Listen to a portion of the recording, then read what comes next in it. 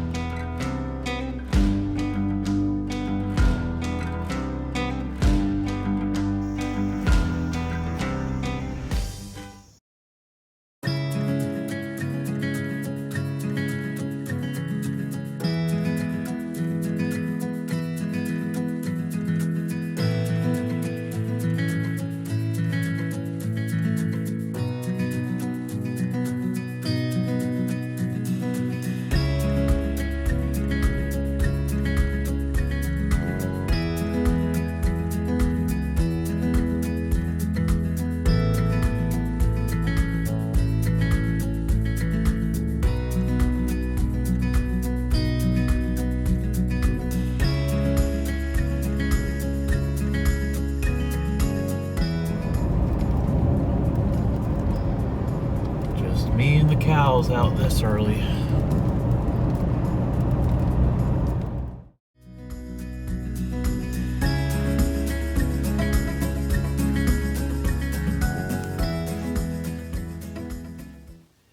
Huge deer tracks. Maybe it was a big old buck. I would love that. Across the road, coming in. If you go down just a little bit more, about 10 yards. Coyote poop. I wonder if he was chasing a buck or maybe a different deer. Really cool. It is time to start the prep work for the gate to be put in. So it's this is 12 feet across, which is what I have. And the driveway is probably 16 or so. So I think that's gonna be the perfect size. And I have these 6-inch posts that are 8 feet long. I'm gonna bury at least 3 feet, put some concrete in there, and let it set so that next time I come out here, I can put the gate up. On this side of the property, my neighbor has put up a fence, which I love. I respect that. Just like I want them to respect my property, I want to respect theirs. And so coming over here, they put a lot of money into this.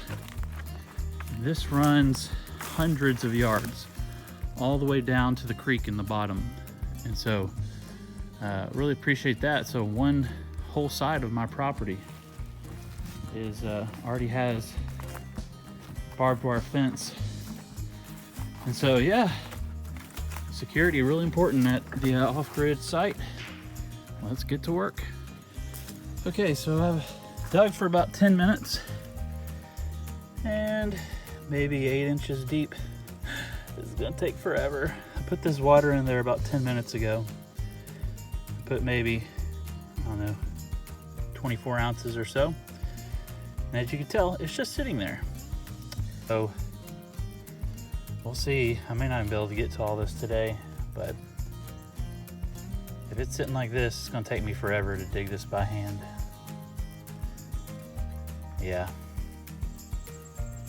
Okay, an hour later, the hole is about complete.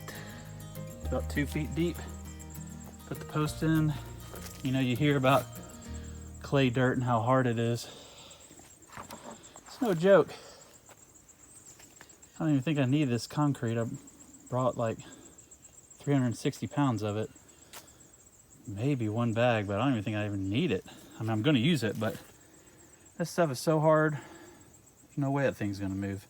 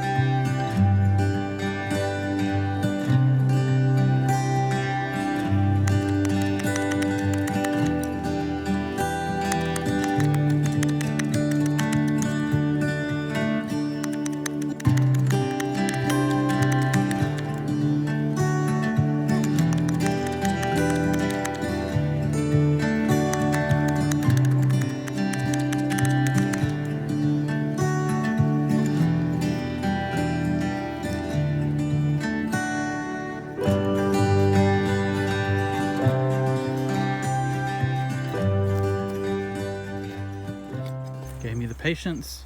Didn't say any bad words. That's all a good thing. Got them concrete down, so they're not going anywhere. About 2 feet buried. I also planted 2 holly trees / bushes on each side. That way those will get massive and kind of cut off anyone trying to get in on a 4-wheeler or something like that. Have my signs posted.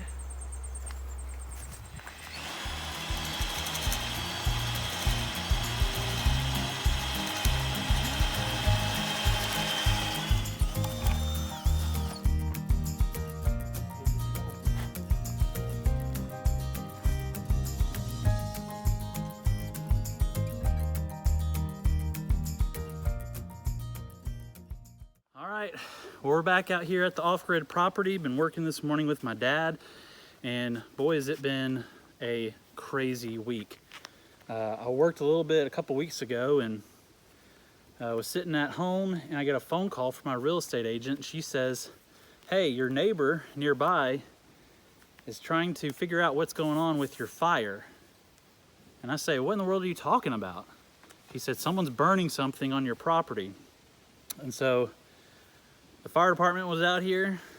I had a guy come in, bring in a bunch of dirt and dig it out, but apparently some dude back here started, just wanted to burn some of his junk. So this is why security is so important.